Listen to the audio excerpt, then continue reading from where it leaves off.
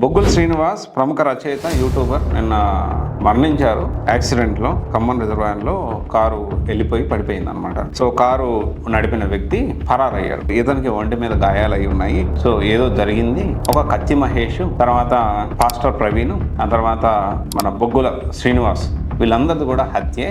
ఇది అంటే యాక్సిడెంటల్ కాదు, హత్య జరిగింది. ఎస్పెషల్లీ ఇప్పుడు మనం మాట్లాడుకుంటే బొగ్గుల శ్రీనివాస్ చనిపోవడానికి కారణం చాలా మంది సోషల్ మీడియాలో కామెంట్ రూపంలో పవన్ కళ్యాణ్ గారే దీనికి కారణం అని అంటా ఉన్నారు. కత్తి మహేష్ విషయంలో ఒకసారి మనం చూస్తే ఆ రోజుల్లో కార్ యాక్సిడెంట్ అయింది. సో యాక్సిడెంట్ అయితే కరెక్ట్గా ఇతను ఉన్న దిక్కు వైపే లారీ ఏదో తగిలింది, చనిపోవడం జరిగింది. కావల్ దగ్గర ఎక్కడో యాక్సిడెంట్ అయింది. అయితే కత్తి మహేష్ గారు కూడా పవన్ కళ్యాణ్ గారి మీద చాలా విపరీతంగా విమర్శలు చేశారు. అండ్ తర్వాత బొగ్గుల శ్రీనివాసరావు కూడా బాగా దీనికి సంబంధించి పవన్ కళ్యాణ్ హఠావో పాలిటిక్స్ బచావో అని 11 సంవత్సరాల క్రితం, అక్షరాల 11 సంవత్సరాల క్రితం ఒక బుక్ రాశాడు. ఆ బుక్ రాసిన తర్వాత ఫ్యాన్స్ దాడి చేస్తున్నారని కొంత ప్రొటెక్షన్ తీసుకోవడం ఇదంతా జరిగింది. ఇప్పుడు 11 సంవత్సరాలు అయిపోయింది.